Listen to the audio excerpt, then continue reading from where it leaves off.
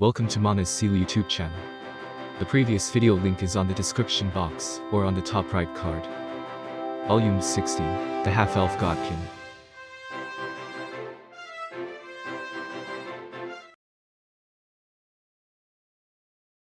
Light shone on Ainz's face.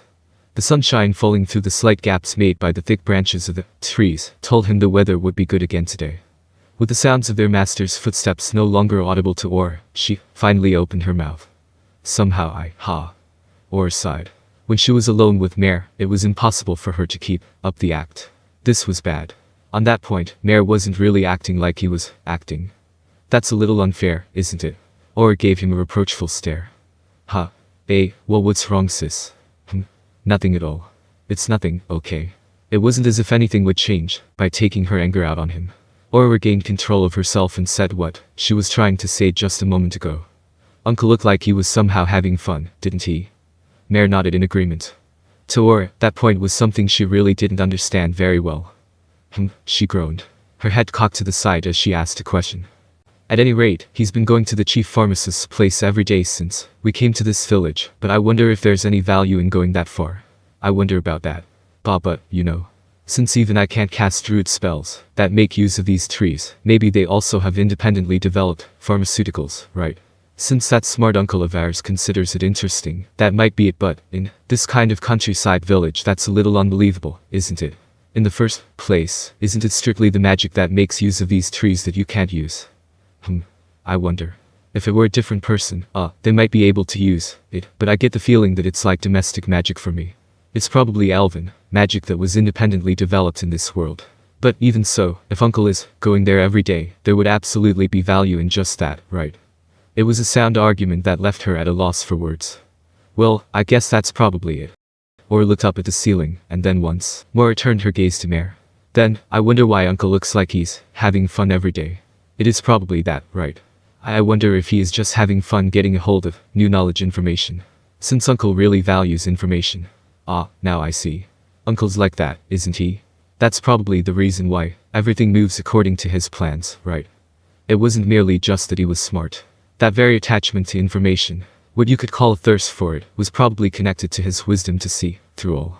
She remembered hearing from Demiurge that he had fixed his gaze 1,000 years ahead, but when she saw her master's attitude, she had no choice but to accept that it was indeed true. A sigh of deep respect and admiration leaked from Or's lips, as expected of the great personage who had brought together the supreme beings. For Or, Bikubiku Chigama was the greatest of the supreme beings. Ainz came in second for her, edging out Paro and Sino. And Maki Machi and Yamaiko were tied at a distant fourth. The rest of the supreme beings were all, whatever. In Mare's case, his top three were the same, but everyone else was equal. As expected of Uncle. And in exchange for that, Or's face was gloomy. When it comes to us, Mare had the same gloomy look on his face. Yeah. Special information, the information Uncle seems to be seeking out. We haven't gotten a hold of a single bit of it at all, and even so, we're doing it again, aren't we?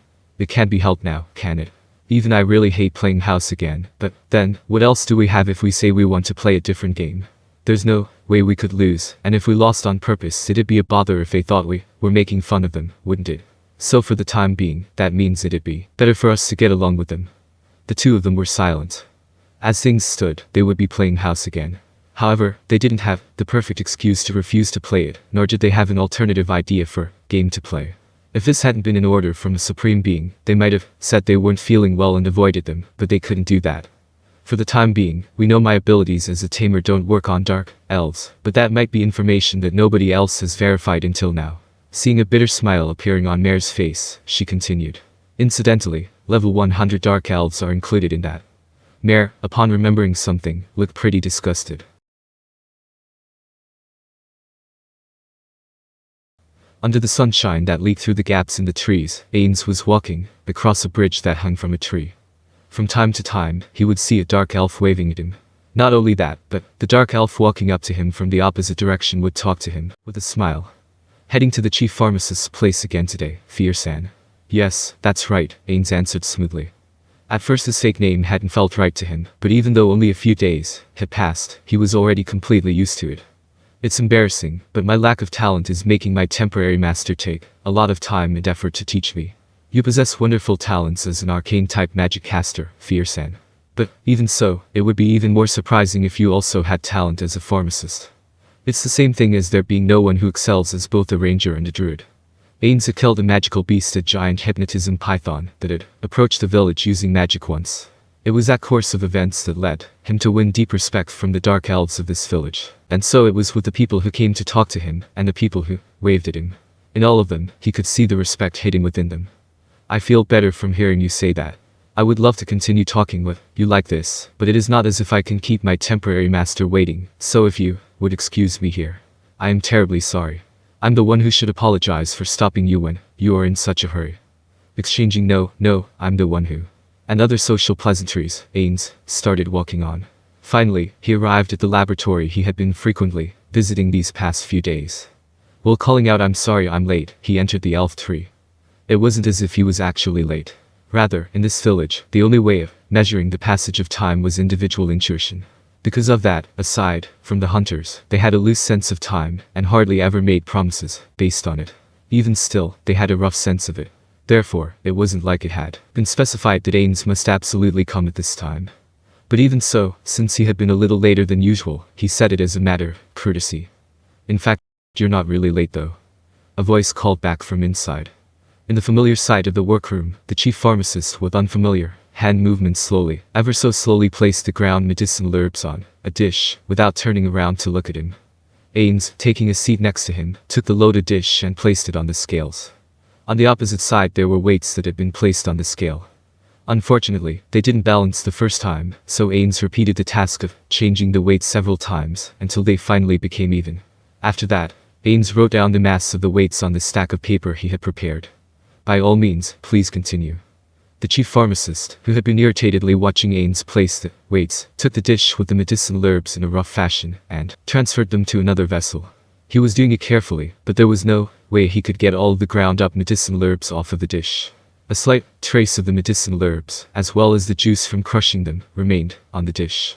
Looking at that with an irritated expression on his face, the chief pharmacist tried to transfer them one more time using a spatula. If he had something like a rubber one, he might have been able to cleanly scrape them off, but unfortunately it was a wooden spatula. He was able to get most of it, but some still remained on the dish. Ugh. This is such a pain in the ass. The chief pharmacist shouted while scratching his head in frustration. It was definitely an attitude he hadn't shown to Ainz when they first met. In the few days he had been instructing Ainz, he had opened up and now openly displayed his anger at Ainz's proposed method by overreacting. In other words, his reaction carried the meaning that they should come on and stop it with this way of doing things already. Please bear with it, temporary master. The chief pharmacist turned to Ainz with a sour look on his face. Maybe if it were a woman or child, a different emotion might have arisen in him. Yet, even if a man, a full-fledged adult member of society, had shown that kind of attitude, Ainz wouldn't have thought anything particular of it, even if they were handsome, for instance. Don't make me do something that's such a pain in the ass. Temporary apprentice. No, I told you the reason before, did I not? And you agreed to it, did you not? It was not as if I forced you to do it, did I? At that time I thought there was logic in what you were saying, since there's no way something like a giant could be in this village. However, I thought about it while I slept, and making you remember it in your head is still important after all. Why can't you just measure it properly yourself later when you've returned to the city? Maybe he was quickly losing his confidence, but the chief pharmacist's voice slowly grew quieter. Meanwhile, Ainz mentally clicked his tongue. So he noticed that, He didn't know whether the chief pharmacist's act of noticing that had been fast or slow, but he had wanted him to remain deceived.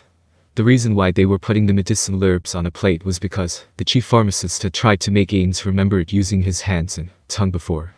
If it were just his hands, he could still fool him if Ainz worked hard at manipulating his illusion. However, tasting things was completely out of the question. Even if you were told to understand the numbness when placing it on your tongue, it would be impossible no matter what for the tongueless Ainz. But there was no way he could tell that to the chief pharmacist. Therefore, he made an excuse. Just as there are giants and other huge races in my city, there are also races like dwarves who are smaller than us. I don't have confidence that the same amount of medicine would heal those kinds of people. And so, I want to correctly measure the amounts of medicinal herbs used for just one person's worth of the medicine that you are making for me, and then I could make medicine for each race, while taking into account their body weight and other things. To the chief pharmacist, who specialized in treating dark elves, those would be the words that made him think that it certainly was a valid concern. Ainz also didn't see it as a total lie. However, he also understood that it wasn't the truth either. This was because, if anything, Ainz's logic was reasonable in his original world, but perhaps not so reasonable in this one. In this world, a different physical law magic existed. If that were the case, then things like potions, which had one foot in magic, could no doubt deviate from the common sense of the old world that Ainz knew. In fact, even a small amount of potion healed a giant's wounds just the same as it did for smaller races.